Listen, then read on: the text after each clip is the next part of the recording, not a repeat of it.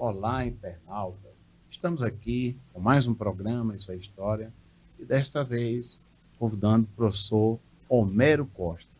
Professor Homero Costa, pesquisador, professor da UFRN, vai trabalhar conosco um tema que é a insurreição comunista de 1935. Natal, o primeiro ato da tragédia.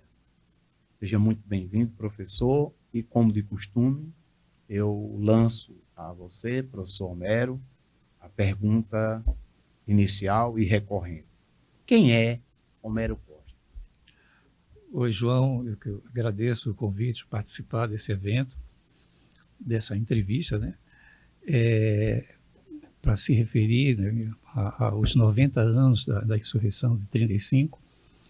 E, resumidamente, professor, hoje estou aposentado da UFRN, professor de Ciência Política, e que, em um momento da minha vida, da minha trajetória acadêmica, me dediquei alguns anos para estudar esse tema.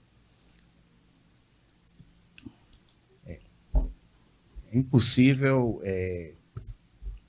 pesquisar, estudar sobre 35 sem passar necessariamente por essa pesquisa de Homero, que é um marco, do ponto de vista da produção acadêmica, sobre o tema que nós vamos debater nesse momento. Neste sentido, neste ano, faz 90 anos dos acontecimentos de 1935, que alguns chamam de intentona comunista, outros de rebelião, e no seu livro sobre o tema de insurreição. Antes de discutir um pouco sobre o tema, como você avalia os eventos que têm ocorrido no Brasil sobre esses 90 anos? Olha, João, de fato, tem ocorrido diversos seminários, palestras no Brasil, alguns online, outros presenciais, como na Universidade Federal Fluminense, com a participação de vários importantes especialistas. Uma dessas pessoas, eu vou fazer referências depois, seu estudo sobre os revolucionários de 35, de Marli Viana. Então, isso tem ocorrido diversos, o que mostra a relevância de se discutir esse tema. Se você pensar em 90 anos, eu perguntaram por que discutir 90 anos, porque já se passou tanto tempo. Disse, bom, se o critério for esse, a gente não vai discutir mais a Revolução Francesa, que foi muito antes, ou, enfim, o Renascimento, né? Enfim, ou diversos acontecimentos da história mundial, né? As guerras mundiais, enfim, a Guerra Civil Espanhola, que foi mais ou menos contemporânea, que é de 36 a 1939. Enfim, são acontecimentos que ocorreram, que marcou a história política brasileira e do Partido Comunista em particular, que é o foco da minha atenção nesse trabalho. Só uma observação, porque o título do livro, que foi publicado pela editora Ensaio de São Paulo, esse Natal, o primeiro ato da tragédia, isso foi uma sugestão que foi dada, ele não tinha esse título original do trabalho, mas enfim, foi uma sugestão, enfim, que foi aceita, só para fazer esse registro, né? Bom, João, do ponto de vista assim, acadêmico, os estudos começaram a ser feitos e depois publicados, né, teses, dissertações, a partir dos anos 80, principalmente com o fim da ditadura. Estamos comemorando os 90 anos, mas foram comemorados 60, 70 e 80 anos. Por que 60 e não antes? Porque como foi em 35, em 1945 foi o fim da ditadura do Estado Novo, foi esse processo de transição. Muitos comunistas estavam presos, inclusive Prestes, que saiu só com anistia, que foi em abril de 1945. Então não havia um clima para ficar debatendo, até porque muitas universidades nem existiam, inclusive a nossa, né? Nos anos 50, 55, 65 já foi início, né, um ano da ditadura, não havia clima nenhum na ditadura para discutir esse tema. Então, os 65, 75, 85 e 95, o tempo já era outro.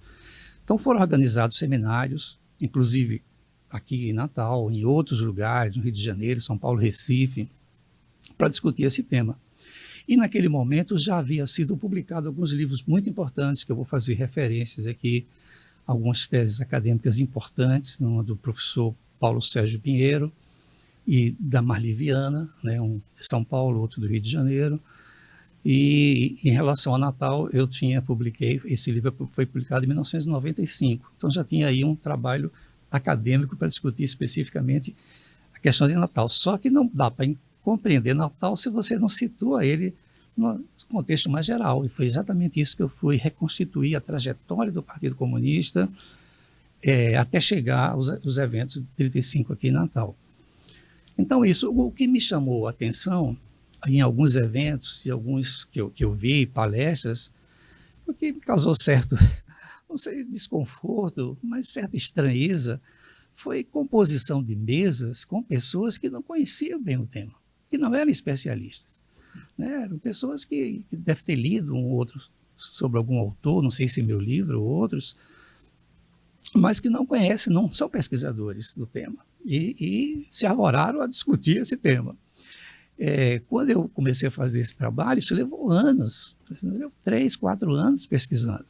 Então eu fiz muitas entrevistas, tive acesso a arquivos particulares, tive acesso a arquivos públicos, e a principal fonte do meu trabalho foi o Arquivo Nacional do Rio de Janeiro. Eu fiquei meses pesquisando, tirei mais de 3.000 cópias de documentos, na época era permitido, o Exército tinha acabado, porque estava no comando do Exército, tinha acabado de doar para o Arquivo Nacional, então eu fui um dos primeiros brasileiros a pegar todos esses processos, e claro que o meu foco era mais Rio Grande do Norte, mas eu tive que ler sobre outros estados também. Então, às vezes eu lia 300 páginas para escrever um parágrafo, por exemplo. Então isso é trabalho. E você não faz simplesmente uma leitura, você faz isso dentro de uma metodologia, né, de uma referência teórica.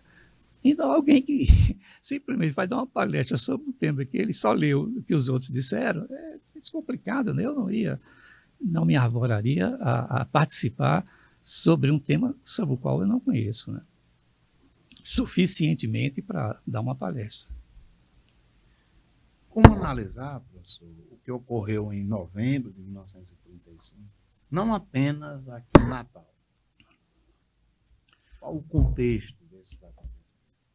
João, para compreender o que aconteceu em 35, é necessário recuar um tempo. E há um protagonista fundamental nesse processo, e uma pessoa em particular, que são, né, o Partido Comunista, porque eu acho que foi, e eu acho que isso é um dos argumentos do meu trabalho, porque eu estava lendo, inclusive não faz muito tempo, para pensar sobre isso, um artigo recente da Anita Leocádio, a filha de Prestes, né, que teve inclusive um debate que eu e outros colegas organizamos na UFRN, debati inclusive com ela, e ela, mais uma vez, ela já escreveu sobre isso, e ela acha que foi uma insurreição da ANL, né? Tem um trabalho que foi publicado chamado A Insurreição Comunista da ANL em 1935, que é um relatório policial, um relatório sério de um policial chamado Belens Porto, que inclusive desmente uma série de mentiras, como por exemplo que oficiais no Rio de Janeiro foram assassinados dormindo, que era uma mentira, o quartel estava de prontidão, e ele nem toca nisso, nem fala que isso era uma mentira, que foi alimentada depois. Bom, eu estava falando, assim, em relação ao Partido Comunista, sim, outra pessoa importante, uma figura importante, inegavelmente importante, é Luiz Carlos Prestes. Então, esses dois elementos. O que eu queria dizer é que o Partido Comunista foi o principal, né, ele foi o que articulou o levante, né, a direção do movimento foi do partido, os seus integrantes, não por acaso foram presos e ficaram muito tempo presos, quase 10 anos presos, em função dessa tentativa insurrecional. Em relação ao Partido Comunista, naquele momento era o Partido Comunista do Brasil. Os partidos comunistas na América Latina e grande parte do mundo, eles surgiram depois da Revolução Russa de 1917. Então, depois do triunfo da Revolução, a Rússia ficou muito isolada, né, os países capitalistas cercando, E a formação de partidos comunistas que apoiassem a Rússia naquele momento era de fundamental importância. E foi nesse esteio que foi formado o Partido Comunista do Brasil, como foram formados partidos comunistas de outros países, da Argentina, do Chile, do México e assim por diante. O Partido Comunista foi fundado em março de 1922, né, um congresso que durou 3 dias em Niterói, e ele só foi aceito, e a Internacional fez alguns congressos, e ele só foi aceito quando o congresso foi realizado em Moscou, eu creio que é o 3º congresso, em 1924, quando a delegação brasileira mandou um dos seus militantes para representar o Partido Comunista no Brasil. E ele foi, acho que era chamado Canelas, foi lá representar e foi aceito como uma seção da Terceira Internacional. E foi na condição de seção da Terceira Internacional que foi a trajetória do partido até 1935. Bom, até o fim, porque a Terceira Internacional ela foi criada em 1919 e foi até 1943. Depois de 1935, não tinha mais seção, porque o partido estava todo na cadeia, quando estava exilado, na clandestinidade, etc. Bom, então, essa questão do Partido do Brasil é importante, porque foi por causa desse nome que o partido foi colocado na ilegalidade, quando ele teve 2 anos de legalidade, 45, 47, porque acusado, dizendo que era um partido que era do Brasil, que era dirigido pela União Soviética, na época já a União Soviética, era do Brasil, da Argentina, do Chile, etc., que eram simplesmente uma espécie de satélite Então colocaram na ilegalidade. Aí o partido fez um congresso, né, em 1954, depois em 58 mudou de nome para Partido Comunista Brasileiro, tirou o do Brasil. E aí, em 1962, não cabe aqui fazer uma longa discussão sobre isso, houve um racha no partido, uma parte dos dirigentes saíram e recriaram, digamos, o Partido Comunista do Brasil. Então ficou o partido PCdoB e o PCB, né? Aí o pessoal de Prestes e Giocondo Dias, que eu vou falar um pouco sobre ele estava em Natal, em 1935, e que ficaram no partido, enfim, até transformar aí depois em PPS, já nos anos 90, uma parte ainda ficou, ainda existe, né? Remanescentes e o Partido Comunista Brasileiro. Bom, então, e outro personagem importante, 35 se insere num contexto em que, na condição de uma seção da Internacional, o partido participa de um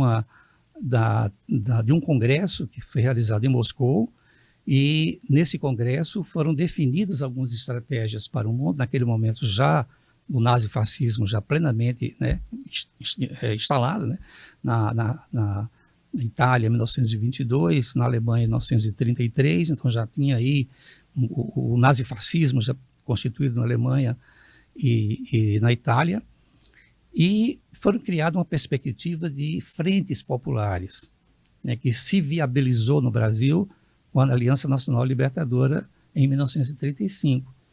E foi criado também outras frentes populares no Chile, na França em 1936, assim por diante. Então havia uma tendência no seio dessas frentes populares, e aí isso é uma leitura de um dirigente comunista peruano, chamado, acho que é o Dócio Ravenas, acho que é Ravena.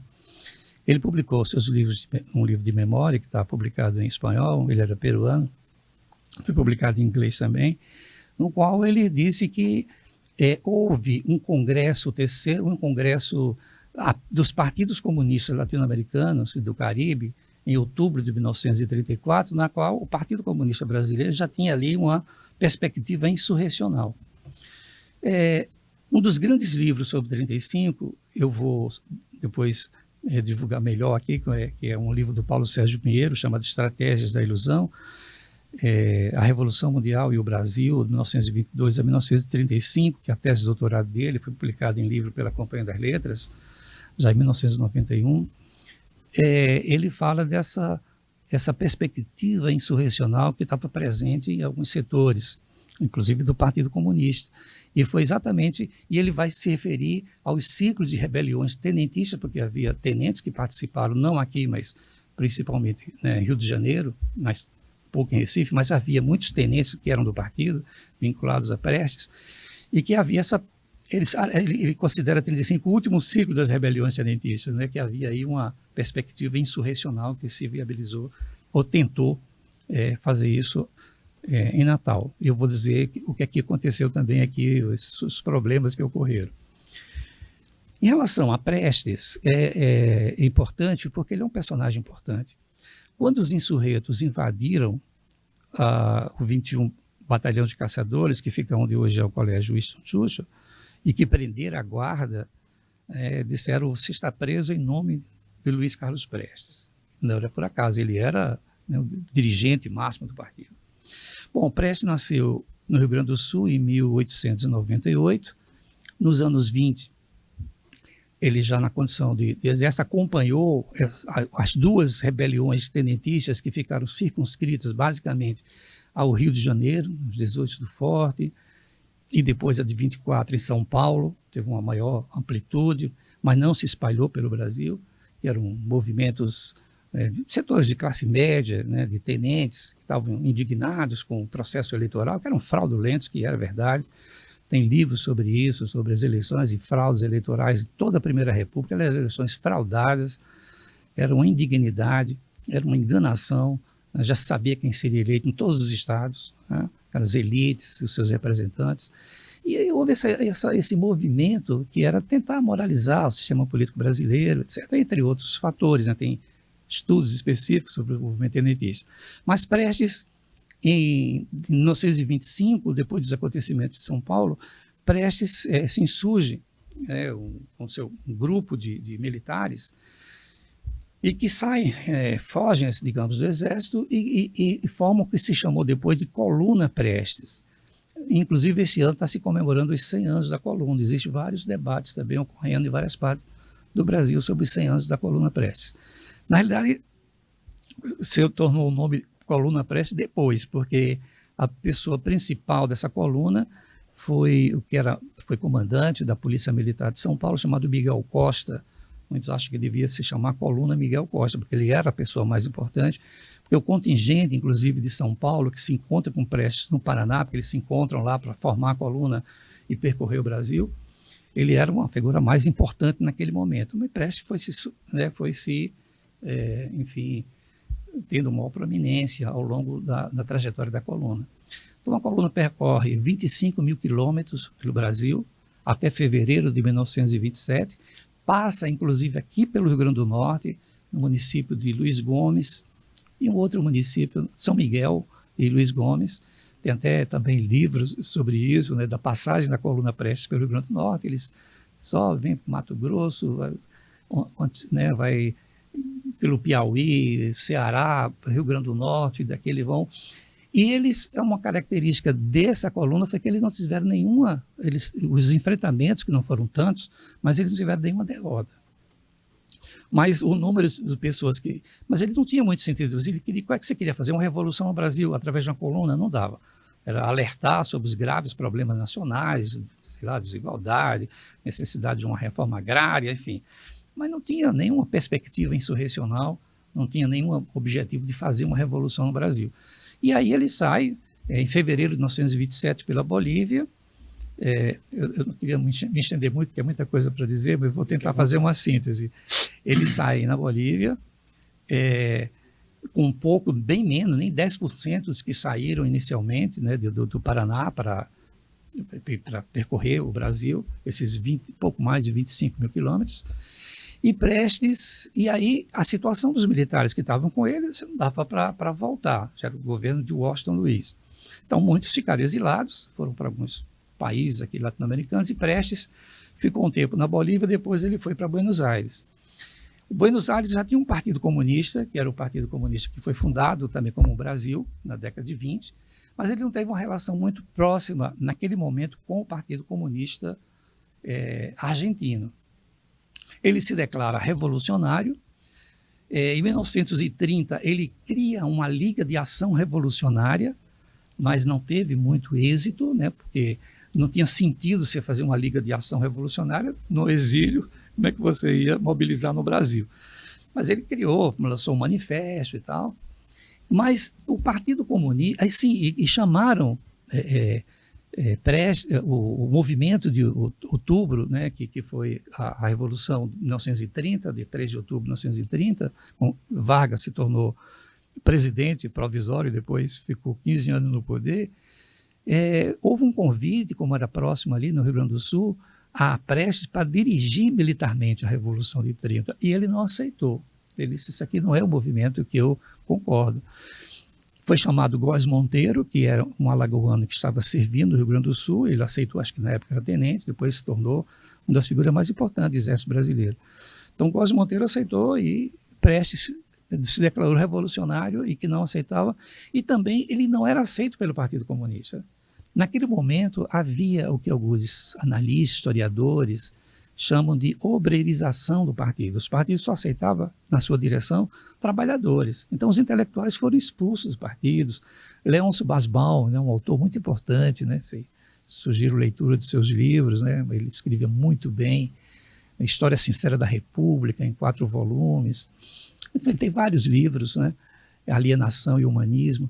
O Basbaum foi um dos caras que foram expulsos do partido. E aí Prestes não era aceito de jeito nenhum, mas ele foi convidado, era considerado um pequeno burguês, ele foi convidado para ir para Moscou, e ele foi, ele era solteiro, é mais fácil, né? Ele foi para Moscou, e lá ele se ligou, ele tinha contatos, né, com dirigentes do partido da Terceira Internacional Comunista, Manuinsky, por exemplo, que é um dos principais dirigentes, e ele passou a integrar a Terceira Internacional. Na Terceira Internacional, ele passa a ser uma figura de relevância, inclusive em relação à América Latina, né, à América do Sul em particular. E aí, mas o partido também não aceitava. E aí houve um congresso, né, da Terceira Internacional, com representantes brasileiros, era um cara conhecido como Miranda, Antônio Maciel Bonfim, era um baiano, que estava lá, inclusive, pelo que se consta dos seus relatórios, é totalmente fantasioso em relação ao Brasil, né? Por exemplo, ele dizia que os camponeses, o cangaço, Lampião, era uma espécie da luta dos camponeses contra o latifúndio, é uma coisa completamente maluca, mas como as pessoas não conheciam, nem Prestes, que estava no exílio, achava aquilo, que as Forças Armadas estavam esfaceladas, que era muito fácil dar um golpe, porque tinha muitos militantes do partido no Exército, de fato tinha, inclusive aqui em Natal, mas fazer uma revolução era outra coisa, né? E aí Prestes é aceito pelo partido, segundo o Paulo Sérgio Pinheiro, inclusive nesse livro, acho que nesse livro ele fala que foi uma imposição de Manuinsky para a direção do partido. Olha, ele é da direção da Terceira Internacional Comunista. O Partido Comunista do Brasil, ele é uma seção da Terceira Internacional, então não tem sentido que o principal nome mais conhecido, né, comunista do Brasil, que está aqui, não seja do partido, e o partido aceitou. Mas Prestes, detalhe importante, ele não integrou o Comitê Central do partido, só veio depois que ele passou a ser, né, o principal dirigente, né, no Comitê Central do partido, mas não foi no início. Bom, tentar relacionar isso com o 35. Nesse congresso foi definida uma constituição de frentes populares no mundo para enfrentar o nazifascismo. E no Brasil, o Partido Comunista estava, digamos, por trás da constituição de uma frente que se formou, chamada Aliança Nacional Libertadora, a ANL. Não era exclusivamente de comunista, tinha outras pessoas, intelectuais, etc. Naquele momento, a Ação Integralista Brasileira já estava plenamente constituída, foi constituída em 1932. Inclusive, alguns intelectuais do Rio Grande do Norte fizeram parte dessa Ação Integralista, que era uma espécie do nosso fascismo, o fascismo tupiniquim, né? Inclusive Câmara Cascudo, né? Que não estou relegando a sua importância como intelectual, né? Como grande... folclorista, não só folclorista, ele era um intelectual mais amplo, né? Escreveu romances também, fora poucos, mas fez um extraordinário pesquisas, né? Mas ele foi integralista, é uma coisa que não pode negar a história, né? Aparece foto dele, inclusive, vestido lá com a saudação do Anauê, que era a saudação claramente inspirada no fascismo de Mussolini. Bom, enfim, outros, Manuel Rodrigues, enfim, outras pessoas. E no Brasil, outras pessoas importantes, como, por exemplo, Dom Helder Câmara. Depois ele redega, né? Enfim, deixa de ser integralista e passa a ter uma figura importante, inclusive, durante a ditadura, né? Combativo, ele não era dom ainda, né? O Dom Helder, né? Era padre, depois ele se passa a ser dom e teve um papel muito importante como arcebispo, né? De Recife e Olinda. Bom, mas enfim, então Prestes então decide criar essa aliança nacional e Prestes decide, junto com alguns dirigentes, vir para o Brasil para preparar um levante. E era um levante, e ele vai reconhecer depois, basicamente circunscrito aos quartéis. Ele vai reconhecer que isso foi um erro, que isso não tinha uma base popular muito sólida. Mas ele foi influenciado muito com os relatos muito fantasiosos, né, de Miranda, segundo ele mesmo diz. Né? E a Anita Leocádio também afirma isso no livro dela, que é a filha de Olga Benário, né, que foi entregue aos nazistas por Vargas. Bom, aí Prestes vem com alguns assessores da Internacional para o Brasil, cada um chega de um momento diferente, todos se dirigiam ao Rio de Janeiro, e ele vem com Olga. Olga Benário, né, ela é uma mulher muito fascinante, a história dela, né, porque ela não veio como companheira de Prestes, ela veio como segurança de Prestes. Ela foi indicada para vir para o Brasil com ele, porque era um disfarce bem melhor, era uma mulher preparada, assim, inclusive de luta. Ela vem com ele e no caminho, bom, se apaixonam. Eu não posso dizer, nem afirmar que se apaixonam, estou dizendo, mas enfim, presumo que eles se casaram, ficaram juntos e tal, até a sua deportação, quando ela foi presa com ele, né, depois de 1936, depois foi assassinada pelos nazistas. Então Prestes vem com um passaporte português, ela também, né, os dois, vai para o Rio de Janeiro, e aí, criada a Aliança Nacional Libertadora, em março de 1935, ele é aclamado presidente de honra da Aliança Nacional Libertadora. Ele lança, posteriormente, um manifesto muito insurrecional, chamado Manifesto de 5 de Julho, e com base nesse manifesto, né, anti-imperialista, né, enfim, anti-latifundiário, esse manifesto vai ser o pretexto que Vargas queria para colocar a INL na ilegalidade, que a INL começou a crescer no Brasil, tem alguns núcleos, inclusive aqui em Natal, né, principalmente no Rio, São Paulo, então foi crescendo o número E aí Vargas se sentiu ameaçado, e aí foi aprovada em junho de 1935 uma Lei de Segurança Nacional. E foi com base nessa Lei de Segurança Nacional que ele colocou a ANL na ilegalidade. E aí seus militantes se afastaram. E ficou basicamente o Partido Comunista, porque estava lá dentro e não saiu. E foi a partir daí que essa perspectiva insurrecional cresceu. Então Prestes começou a escrever para os seus amigos, que eram gente que vinha da coluna, Prestes, alguns tenentes que tinham influência, né, nas suas tropas, mas também alguns, depois, sargentos, cabos, etc., e que o partido já tinha uma certa base em algumas unidades do Exército, no Rio de Janeiro, em Recife, em Natal, e não por acaso ocorreu nesses lugares, mas também tinha em outros lugares, mas não tiveram força de fazer o que foi feito em Natal, nem em Recife e nem no Rio de Janeiro. Então, essa perspectiva cresceu. E aí o que vai acontecer, por circunstâncias alheias à vontade da direção do partido, que estava pensando em fazer esse movimento no início de 1936, estava articulando no quartel, depois reconheceu que era um erro, circunscreveu os quartéis, ocorre, pela surpresa de todos, inclusive de parcela do Partido Comunista do Rio Grande do Norte, particularmente o pessoal do Partido Comunista em Mossoró, que estava até mais organizado que aqui em Natal, pegam todo mundo de surpresa, e aí ocorre o levante desse 23 de novembro, né, que vai até o dia 27.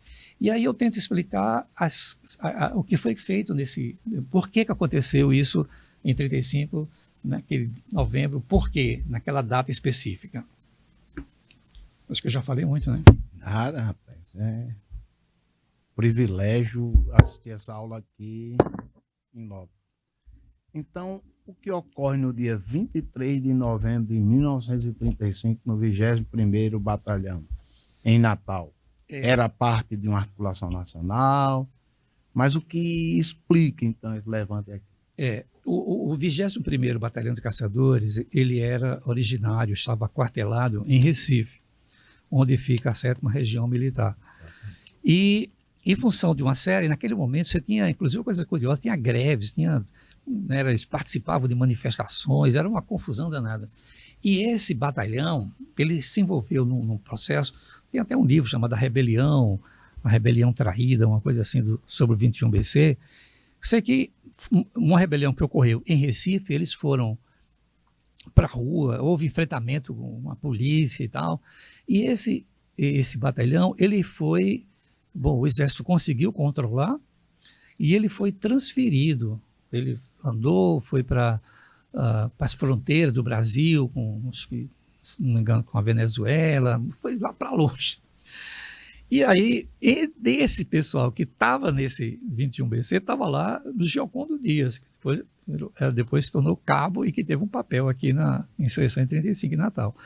E aí, ele queria voltar, o 21BC pediu os seus comandantes para voltar para Recife. Só que o governador da época, se não me engano era Carlos Cavalcante, ele não queria o 21BC lá. Já era cheio de confusão, já tinha tido esse precedente, então ele negociou uma troca com o comandante do 29 Batalhão de Caçadores de Natal para ele ir para Recife e o 21BC vir para Natal. E assim foi feito. Ele veio para Natal. E aí o que acontece? O partido já tinha alguns, principalmente sargentos e cabos, que tinham uma influência junto às tropas, mas também tinha militantes que eram soldados dentro do 21BC. Em 1930, em novembro de 1935, ocorreram, porque o contexto do que ocorre no Rio Grande do Norte, ela foi muito conturbada, uma eleição muito conturbada, né, com Mário Câmara, o Partido Popular, até a eleição de Rafael Fernandes, foi muita confusão, houve briga, assassinatos, enfim, eu reconstituo isso num dos capítulos, né, chamado A Conjuntura Política do Rio Grande do Norte, em 1933 e 1935, né, acho que tem umas 40 páginas, então não vou poder resumir aqui o que aconteceu. Mas, enfim, era um clima muito tenso, né? Os cafeístas, né? Café Filho, que havia sido chefe de polícia, inclusive, na época Café era advogado, foi advogado dos sindicatos, depois foi chefe de polícia, né? Aí depois ele chegou, inclusive, à vice-presidência da República e assumiu por pouco tempo, ou um ano e pouco, né? Quando o Vargas se suicidou em 24 de agosto de 1954. Bom, então, o partido, a 7ª Região Militar, sim, houve alguns problemas. Houve uns assaltos a bondes aqui em Natal, que acusaram, inclusive, pessoas fardadas, podiam não ser soldados, mas estavam fardados, com máscara e tal. E, em função disso, houve muitas reclamações, enfim, denúncias, a participação dos soldados. E aí, o comando, através da 7ª Região Militar de Recife, decidiu dispensar vários soldados, cabos e sargentos que pudessem estar envolvidos, que tivesse algum tipo de participação, eles seriam dispensados a partir do dia 25, era segunda-feira. E no dia 23, pela manhã, chegou a informação de que isso, de fato, ia ocorrer na segunda-feira, dia 25. O Partido Comunista fez 2 reuniões, uma de manhã e outra à tarde. De manhã não estava sabendo disso, né, discutiram outras coisas, mas à tarde já estava sabendo da dispensa. E aí alguns militantes e militares que estavam presentes na reunião disseram, olha, ou a gente faz essa insurreição aproveitando a enorme insatisfação que esse fato gerou, ou a gente não vai ter condições de fazer segunda-feira, porque já estará muita gente dispensada e a gente não terá condições de fazer isso. Então sábado é um dia bom porque tem menos gente no quartel, nós podemos não só mobilizar nossos militantes, e aí tem uma base importante, naquele momento que era dos estivadores, que invadiram, né, o quartel, um militante chamado João Gregório, né, que ele morava ali das Rocas, e ele foi um dos principais, era presidente do Sindicato dos Estivadores. Bom, então, é o que explica naquele momento, porque ele não tinha, disseram o seguinte, o revolucionário, ele não pode ficar pedindo licença para fazer revolução. Ou a gente faz agora, a gente não faz. E não dava tempo, naquele momento você não tinha as condições de hoje, né, de você comunicar que ia fazer a comando do Comitê Central, não tinha nem como, ia passar um telegrama daqui chegar, igual a gente faz, e aí, tendo êxito aqui, como há uma preparação nacional, o levante pode acontecer, como de fato ainda se tentou. Em alguns estados, eu cito aqui alguns estados onde havia uma organização do partido, em Alagoas, na Paraíba, e no Ceará, mas que não saíram dos quartéis. Mas Natal teve um certo êxito. Então eles fizeram, quando ocorre Natal, e aí eu descrevo isso, né, de como começou, e diversos fatos que ocorreram com o desdobramento disso em Natal, no dia seguinte, o 20º Batalhão de Caçadores, em Recife, também se insurgiu. E aí, tendo à frente uma figura assim, extraordinária da história do Partido Comunista, que era Gregório Bezerra, na época sargento, né? Ele quase que se insurgia sozinho, porque ele era muito corajoso, foi para a rua, né? E o partido ainda conseguiu, né? Então houve conflitos, eles saíram dos quartéis, mas não tinha uma organização popular que lhe desse uma base, e eles foram derrotados, e não impediu de que Prestes, que era o principal dirigente do partido que estava no Rio de Janeiro, sabendo do que estava correndo, ele disse, vamos nos insurgir aqui em solidariedade aos companheiros de Natal e de Recife. E foi um fracasso total, porque houve uma violenta repressão, de imediato, foram mais de 1.500 presos, né? Ali no Rio de Janeiro, eu esqueci onde era o lugar, enfim, já estive lá, inclusive. Então,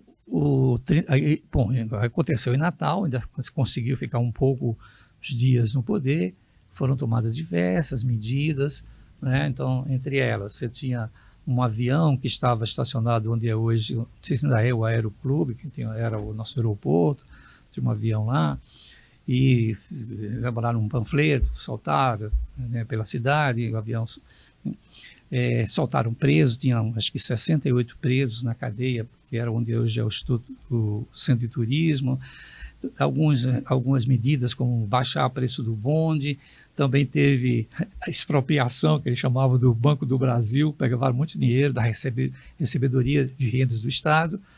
Esse dinheiro, aliás, poucos voltaram para os cofres do banco. Então, ao longo das apreensões, aí eu não estou acusando ninguém, porque eu não sei, pelos documentos, chegou muito menos do que foi roubado, que foi tirado dos bancos, mas expropriado na linguagem do partido. Bom, então foram tomadas algumas decisões, foram formadas 3 colunas para o Estado, para ir conquistando, e chegaram a conquistar 17 cidades na época, mas ao saberem, na madrugada, já no dia 26, que havia um deslocamento de tropas do Ceará e da Paraíba, porque lá foi rapidamente detectado quem eram os responsáveis e eles já prenderam, então não tinha como resistir lá, e se deslocaram para o Nordeste. Ele falou, olha, nós não temos, a direção do partido se reúne, não temos como resistir. E aí, os 5 integrantes do Comitê Nacional Popular Revolucionário, cada um vai para um canto nos carros e saem, e são presos, e 2 deles conseguem fugir. Bom, eu posso voltar sobre alguns detalhes aqui. Eu não sei se eu deixei claro, quer dizer, que não teve a ver nem com a ANL, que teve a ver com uma questão muito particular daqui, né, do Norte, que foi claro, dirigida pelo Partido Comunista, e não por acaso os dirigentes principais eram todos do partido. Deixou muito claro, inclusive o papel de Giocondo, né, que você falou. Giocondo foi o que foi à frente do quartel e disse, você está preso em nome de Luiz Carlos Prestes. Giocondo depois se vinculou muito à Prestes, muitos amigos, foi depois do Comitê Central, substituiu Prestes, né, nos anos 80. Enfim, Giocondo tem um livro sobre ele, né, sobre Giocondo, ele teve uma participação, só que ele foi ferido, ele foi para o hospital, depois ele conseguiu fugir, foi para o interior do estado, uma fazenda de uma pessoa chamada Paulo Teixeira, e teve uma confusão lá, que eu não sei detalhes dessa confusão, e que ele foi ferido, ele conseguiu fugir, eu sei que ele não foi preso. Depois ele acho que não estou lembrado agora se ele foi preso lá, depois ele foi solto, ele não ficou muito tempo preso como os outros da direção do partido. E os outros dois que fugiram, que não foram presos, foi José Prachedes, que só foi encontrado nos anos 80, lá na Bahia, e os dois que não foram, né? O governo Vargas, ele agiu rápido, prendeu milhares no Rio, em Recife, em Natal. O governo sabia que estava sendo articulado um levante dos quartéis, havia uma informação privilegiada por parte do governo em relação a isso. Uhum. Sim. Quando eu escrevi esse trabalho, eu não sabia. Havia um debate a respeito das influências da Terceira Internacional, porque a Terceira Internacional, pela posição que tinha em Moscou, enfim, a ideia é o seguinte: se tiver uma revolução vitoriosa do nosso lado, melhor. Vamos mandar alguns assessores, né, inclusive Olga, Guioldi, que era o Rodolfo Guioldi, que era do Partido Comunista Argentino, vieram alguns alemães, Bege, que era alemão, que ficou louco, inclusive, tanta tortura que sofreu, ele e a mulher dele, ele ficou louco depois, enfim. Muito amigo de Prestes, alguns assessores que vieram. E aí, tempo depois, eu morava em São Paulo, aí eu recebi um e-mail de uma pessoa chamada R.S. Rose. Tinha publicado já um livro sobre o período Vargas, chamado, acho que era Era Vargas. Eu já conhecia do livro, não conhecia ele. Disse: olha, eu estou pesquisando um tema, eu tenho seu livro. Segundo ele, na época, quem tinha passado era a Anita Leocádio. Não sei se é verdade, estou dizendo aqui o que ele me disse. E eu estou escrevendo sobre 35 porque tem um personagem muito importante, talvez você não saiba, chamado John. Eu falei, realmente eu não conhecia essa figura. E aí trocamos várias informações, assim, ele dizendo, cadê a bibliografia do livro? Aí eu disse, eu vou te explicar o que aconteceu. O livro foi publicado por uma editora de São Paulo. No dia do lançamento, que foi lá na cooperativa, eu fui buscar no aeroporto. Quando eu cheguei lá, na fila dos autógrafos, um amigo disse, cadê a bibliografia? Eu disse, não acredito. O livro veio sem bibliografia. E aí ele tem muitas notas, as notas foram preservadas. Aí eu liguei para a editora e falei, olha, vocês desculpem, aí a gente pode fazer um adendo e tal. Eu digo, agora é tarde, porque o livro já foi lançado, enfim.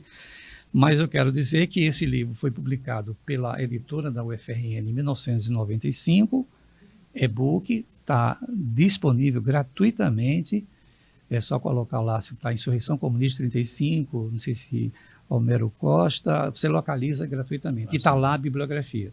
São 97 referências bibliográficas, se eu contei direito. Então, eu peguei o trabalho, mandei para ele a bibliografia, pedi desculpa, e ele, tempos depois, eu recebo o livro, que é esse livro aqui, chama-se John, o espião que deletou a rebelião comunista de 35, a vida do espião. Esse cara, ele nasceu na Alemanha, ele morreu, acho que em 1980, ele era de 1894, acho que morreu em 1980. Quem era esse John? Era um sujeito que, na sua juventude, ele era um cara de esquerda, ele participou de uma organização chamada Spartacus, que foi a origem do Partido Comunista Alemão. Acho que a Rosa Luxemburgo também participou, a grande Rosa Luxemburgo, a grande revolucionária. A Rosa teve um papel muito importante também naquele momento, foi uma mulher extraordinária. E a Rosa Luxemburgo, depois ele saiu do partido e saiu da Alemanha, enfim, foi para a Inglaterra, e depois é que se soube quem era esse John. O Rose escreve esse livro junto com Gordon Scott, que entrevistou ele, já velhinho, ele contou a vida dele. Então, esse cara era um agente duplo. Ele era do serviço do M16 britânico, que conseguiu se infiltrar na Terceira Internacional. Ele conseguiu se infiltrar e vir para o Brasil como um dos assessores que veio junto com Guioldi, com Bege, com outros. Um cara chamado Victor Ballon, uma coisa assim, que ele era um norte-americano, responsável pela parte de contatos, né, de comunicação. Ele conseguiu montar uma estação aqui para falar diretamente a Moscou o que estava acontecendo. E depois de 1935, quando ele foi preso, ele foi depois encontrado morto na cela, e atribuiu-se o suicídio, que é muito parecido com o de Vlado, do Vladimir Herzog, né? Ele foi suicidado na cadeia, muito provavelmente. Bom, então John, ele vem para o Brasil. Ele esteve, inclusive, em Recife, se reunindo com a direção do partido. Eles vieram para preparar um levante. E John estava municiando o serviço secreto inglês de tudo que estava acontecendo, mas estava como se fosse do Partido Comunista, da Terceira Internacional, e, por sua vez, o Serviço Secreto Britânico informava o governo brasileiro. Então, Vargas estava sabendo que havia uma preparação de um movimento. Né? As cartas que Prestes escrevia para seus companheiros, né? Algumas apreendidas, então você estava lá, precisamos nos organizar para preparar um grande levante nacional. Então, o John teve um papel importante, né? Ele fazendo esses relatos, porque o livro é muito volumoso, tem mais de 400 páginas, não posso resumir aqui, mas ele teve 69 identidades. Ele era uma fera, assim, ele saía, falava inglês, evidentemente, morou na Inglaterra, alemão, falava russo, francês, então ele tinha uma facilidade grande, era uma figura inteligente, mas tinha esse lado, no fundo ele era do Serviço Secreto Inglês e ele foi o espião que deletou a rebelião comunista de 1935. Só que o que acontece em Natal pegou o Partido Comunista, a direção nacional, Prestes não estava sabendo, pegou gente do Partido Comunista do Rio Grande do Norte, que era o pessoal de Mossoró, que também não sabia, quer dizer, foi uma surpresa, foi uma precipitação, e pegou o governo Vargas também de surpresa. Então foram todos surpreendidos por isso, né? pela essa atitude que foi tomada aqui em Natal, que teve repercussão em Recife, no Rio de Janeiro, né? Como que se conhece. Sobre o Rio, tem até uma coisa curiosa, tem um mausoléu dos heróis militares de 1935, tem uma lista lá. O relatório de Belém Exposto não fala desses militares que foram, mas tem lá assassinatos, que tem lá um mausoléu, as vítimas, tem a patente de militares, porque houve conflitos na Praia Vermelha, eu queria dizer Praia Vermelha, e esqueci, houve conflitos de rua, eles saíram, mas as tropas legalistas sufocaram e prenderam todos eles, né? Então, houve uma prisão, e muitos deles, como eu vou falar sobre eles, sobre Agildo Barata, por exemplo, Gilberto Azevedo, ficaram muitos anos presos, só saíram com anistia em 1945. Então, eu não sabia da existência desse John quando escrevi meu trabalho. Paulo Sérgio Pinheiro também não, porque o livro é de 1991, não faz referência a isso. E um outro livro que eu vou indicar depois, da Marli Viana, Revolucionário de 35, não faz qualquer referência a isso, porque não se sabia da existência dele. Então, esse livro foi publicado em 2010. Então, foi um tempo depois, foi uma longa pesquisa. O John, ele morava no Canadá nessa época, o Gordon foi lá, fez entrevista com ele, enfim. E o Rose também, norte-americano. O curioso do Rose é que nessa troca de coisa mais engraçada, é que falando do Rose, é que quando ele mandou o RS, eu achei que fosse uma mulher. E ele também não, eu dizia, querida Rose, prezada Rose, e ele também não dizia nada, né? Eu achava que era uma mulher. Falei tudo para lhe ajudar, está aqui a bibliografia e tal, e trocamos vários e-mails. Aí quando eu recebo o livro, que abre o livro, na página tem um galego, assim, acaba de ter 1,90 m, que era um homem, eu fiquei envergonhado. Mas ele nunca disse assim, esse Rose não é o Rose que tem no Brasil, que é homem, que é mulher, não. Mas, enfim, depois eu perdi o contato com ele. Mas até comprei depois um livro em inglês dele, que ele publicou depois, tal. Mas é um grande pesquisador, inclusive um chamados brasilianistas, né? Publicou um livro sobre a Era Vargas, que é muito bom.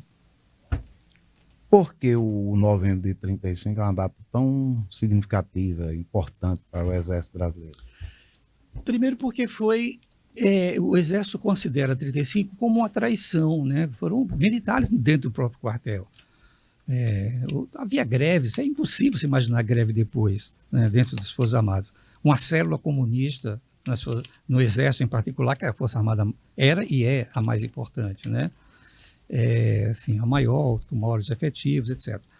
Então o Exército se sentiu traído. E o 27 de novembro, que é a data da prisão lá no Rio de Janeiro e o fim do movimento aqui em Natal, no Rio Grande do Norte, né, porque houve deslocamento para o interior, houve muitas prisões também por lá, mas o foco era aqui em Natal.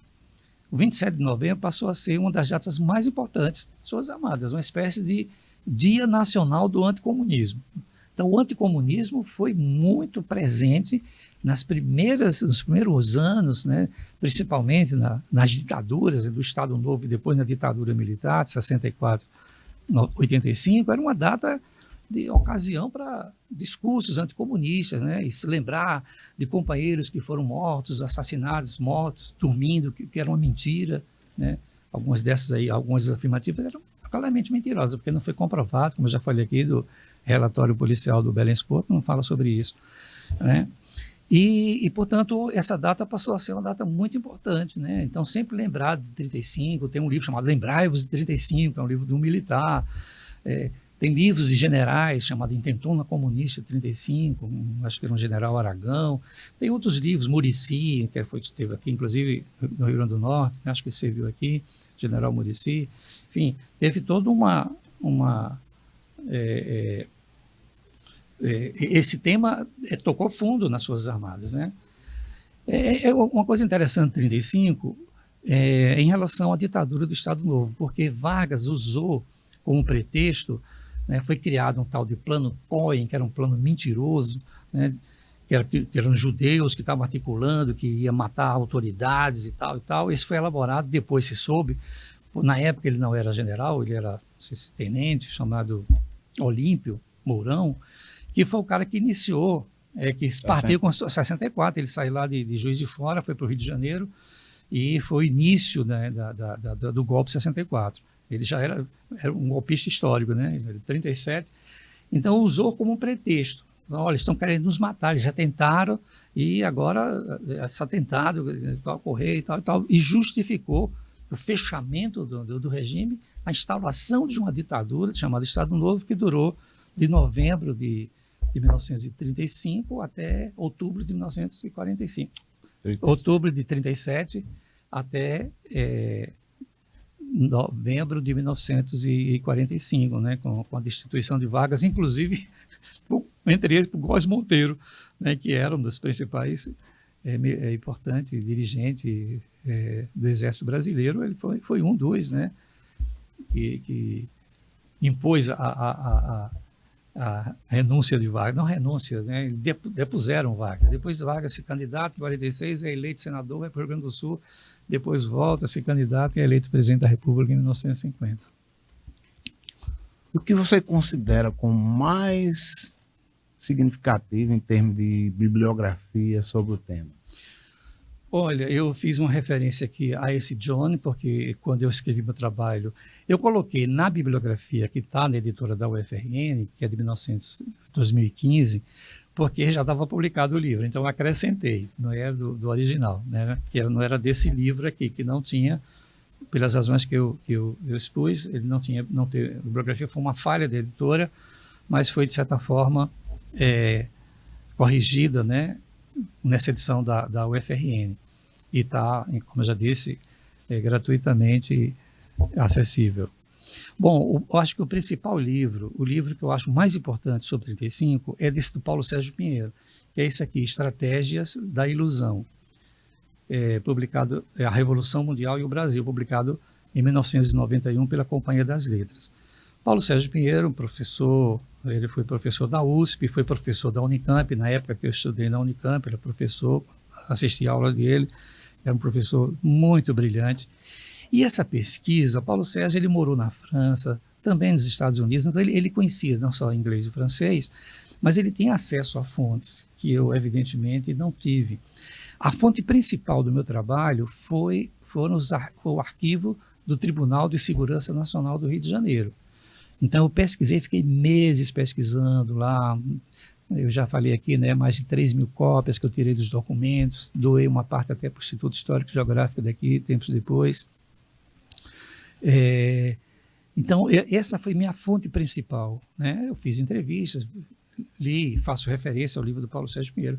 Mas Paulo Sérgio, ele teve acesso a fontes que eu não tive, né? Como depois o William Vac escreveu Camaradas, né, sobre 35, ele morou na Alemanha, ele é jornalista, teve acesso a fontes. Depois o livro foi muito criticado, assim, pela forma, né, pelo conteúdo, né, contestado, principalmente pela esquerda, né, porque ele nunca foi de esquerda, né, e continua não sendo, né. Enfim, mas ele documenta nesse livro, né. Então, esse livro é muito, muito bom, né, que é um livro que reconstitui de 22 a 1935. Eu acho que uma referência fundamental é esse livro do Paulo Sérgio Pinheiro. Em 1991, a Companhia das Letras também publicou outro livro importante sobre 35, que é esse aqui, Revolucionários de 35, da Marli Viana. É um livro muito bom, e a tese de doutorado dela, a Marli, ela teve uma facilidade que o Paulo Sérgio talvez não tenha tido, porque isso é uma outra fonte de pesquisa, que foi acesso aos comunistas, porque ela foi da direção do partido. O marido dela, José Salles, na época, depois ela casou com outra pessoa, ele era dirigente do partido, ele era do Comitê Central, ele morava em Moscou e tal. Então, ela teve acesso a fontes que também um mero e simples pesquisador da UFRN não teve, né? Enfim, ela teve acesso a pessoas, acesso a fontes, e escreveu um excelente livro. Eu tive a ousadia de, nesse meu livro, ao analisar alguns equívocos, né, sobre 35, da bibliografia que foi escrita sobre, fazer algumas referências a alguns equívocos que ela cometeu em relação ao Rio Grande do Norte. Inclusive, a Natal em particular. Inclusive, a ideia que ela manteve, eu acho que mantém, ela está participando de um seminário no Rio de Janeiro sobre isso, que era um movimento aliancista, que era da Aliança Nacional Libertadora. Porque aqui tem um aspecto importante. Ao longo do tempo, o Partido Comunista teve uma enorme dificuldade de fazer uma autocrítica sobre os erros cometidos em 35, porque não havia condições objetivas para uma revolução.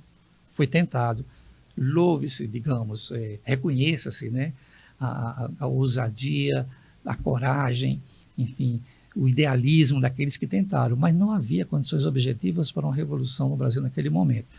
E o partido só vai fazer uma mitigada autocrítica em 1954, no congresso que teve em 54. Falando, né, Prestes nunca renegou, ele ficou muito chateado com Paulo Cavalcante, ele teve em Recife, numa palestra, Paulo Cavalcante estava lá. Paulo Cavalcante era um intelectual, escreveu um livro chamado Caso Eu Conto, o Caso Como Foi, da coluna Prestes, A Queda de Arraes. Queda de Arraes, que é 64, quando Arraes é preso, vai para Fernando Noronha, depois vai para Argélia e tal. Então, ele era militante do partido e ele vai para... ele renega totalmente. 35 foi um erro do começo ao fim. Então, o Prestes ficou muito indignado porque disse, cometemos erros, mas eu não renego o movimento, né? Então, teve essa diferença entre eles. Bom, em relação à bibliografia, eu acho que esses dois são os melhores trabalhos. Uma vez um amigo meu falando, rapaz, como é que você coloca o seu? Eu digo, em relação ao de Paulo Sérgio Pinheiro, eu comparo com a formiguinha e o elefante. E o meu sendo a formiguinha, evidentemente. E o dele, o elefante, porque é um livro extraordinário. Enfim, o meu não chega nem perto. Quando era menino, não calçava nem a chuteira, né? Mas é o meu caso com ele. Bom, nesse livro aqui, Prestes, Lutas e Autocríticas, que foi publicado em 1982 pelo Denis de Moraes, um grande jornalista que escreveu uma belíssima biografia de Graciliano Ramos, chamado O Velho Graça, que é um livro extraordinário. Ele escreveu outros livros também, e Francisco Viana. Ele vai fazer referência, tem um capítulo 2, sobre 35. Então ele vai dizer algumas mentiras que foram ditas, que o negócio dos caras militares assassinados, que era mentira, assume a responsabilidade dele, diz que não tem nada a ver com Moscou.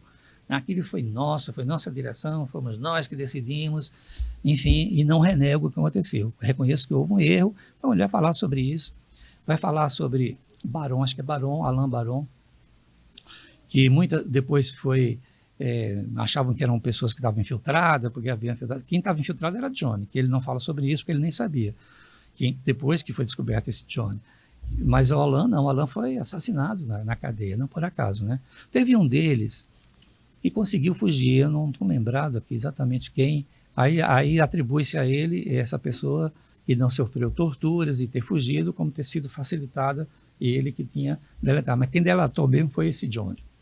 Bom, naquele momento, no final dos anos 70, ainda sob a ditadura, mais particularmente em 1979, foram publicados alguns livros importantes. Um deles são os livros de memórias, em 2 volumes, publicados pela editora Alfa Ômega, do Gregório Bezerra, que é um livro muito legal. São 2 volumes. Eu acho que ele foi publicado depois, salvo engano, em um volume só. Mas é um livro de memórias. Ele participou ativamente, ele entrou no partido, ele nasceu em 1900, em 1930, acho que já era do partido. Ele foi um dos responsáveis pelo levante em Recife, foi preso. Ele foi um militante extraordinário, ele foi exilado, morou muito tempo em Moscou.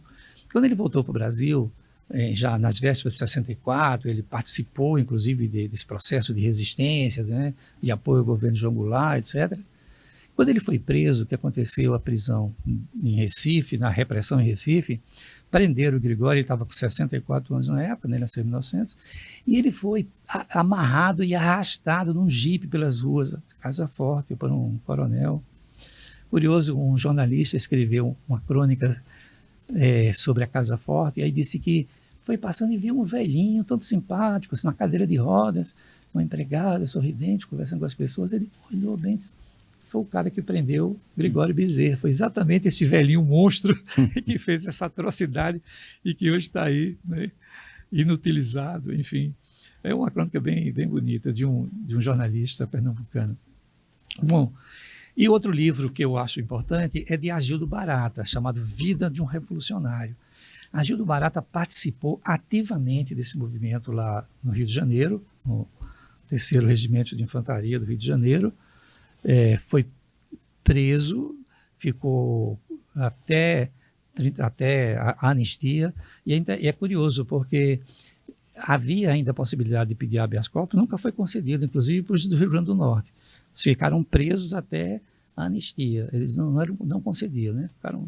Freste ficou 9 anos e pouco numa solitária, ele ficou só uma solitária. Você imagina você ficar 9 anos preso. Ele soube também da entrega de Vargas à mulher dele, a Olga Benário, né, que teve a filha, né, a Anita Leocádia, que teve na cadeia, foi no campo de concentração, depois ela morreu, a filha sobreviveu, foi criada pela avó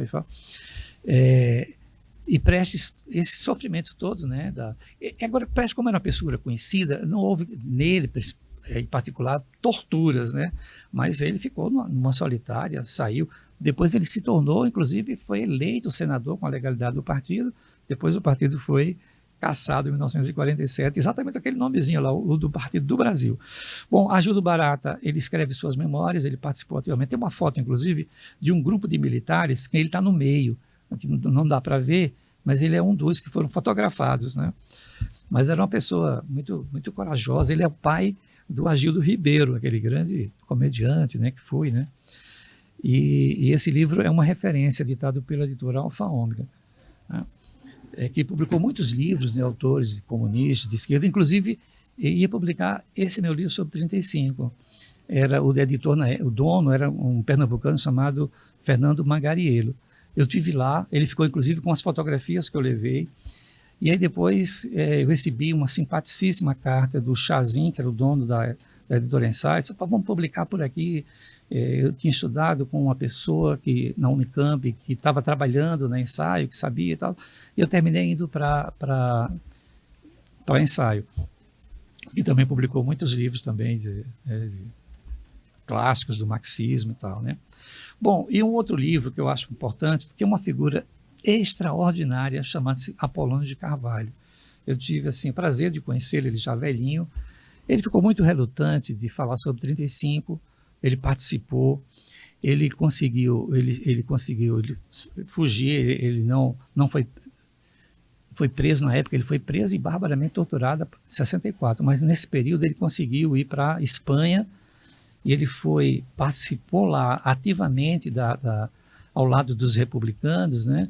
E depois com o fim da Guerra Civil, com Franco, com o apoio dos nazistas, né, chegar ao poder, e ficou inclusive até a morte dele, né, nos anos 80, uma ditadura muito longa na Espanha, ele foi para a Espanha, ele conseguiu fugir, foi para a França, foi para a resistência francesa, casou inclusive com uma francesa chamada René, morou muitos anos no Brasil, morreu não faz tanto tempo.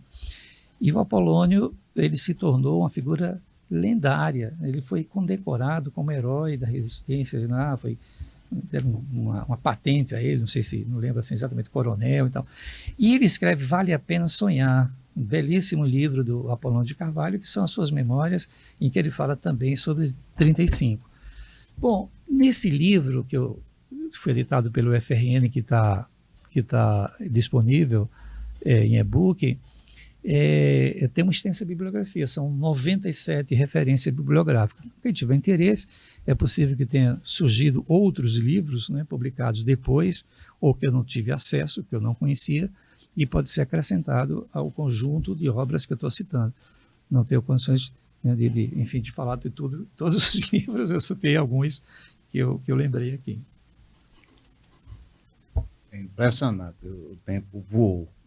Estamos chegando ao término do programa, mais um programa, e eu queria pedir para você, Homero, nesse momento, assim, eventualmente, porventura, existir alguma informação importante que você considere para complementar essa tua brilhante exposição, né, sobre esse seu trabalho potente, né, de pesquisa, fique à vontade. Tá certo. Nessa reconstituição breve, histórica, claro que eu faço isso no capítulo do livro, né, do sossego do lar, fazendo pesquisa, escrevendo, acessando fontes, é diferente você estar falando, né, de certa forma, improvisadamente, assim, né. Há muitos fatos importantes que é possível que eu tenha esquecido, né. Por exemplo, em relação à Aliança Nacional Libertadora, ela tinha um programa anti-imperialista em defesa, né, em defesa da reforma agrária, tinha inclusive um jogo chamado Todo o Poder ANL. Então foi um movimento importante, porque eu não quis, ao falar sobre 35, eu acho que não teve a ver com a ANL como organização, né, disse que chegou a ter 400 mil militantes no Brasil, não sei o número exato, em várias partes, teve no Maranhão, tem até um trabalho, uma dissertação de mestrado sobre a ANL no Maranhão, enfim, em Recife, em outros lugares. Mas eu acho que era importante destacar o papel importante que teve. Agora, ao contrário do título do livro do Bellenspoort, chamado Insurreição Comunista da ANL, aí eu já tenho umas diferenças em relação a isso. Mas não quero deixar de desconsiderar. Inclusive, a ANL não teve nada, nenhum militante da ANL foi preso aqui em Natal. O principal dirigente não foi, porque não teve a ANL, não teve, foi do Partido Comunista.